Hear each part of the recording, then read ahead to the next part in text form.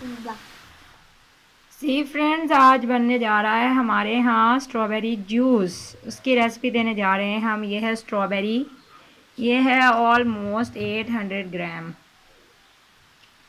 इसको पहले हमने अच्छी तरह धोया है। धोने के बाद एक एक स्ट्रॉबेरी के 4-4 पीस कर रहे हैं। ये फ्रेश स्ट्रॉबेरी है।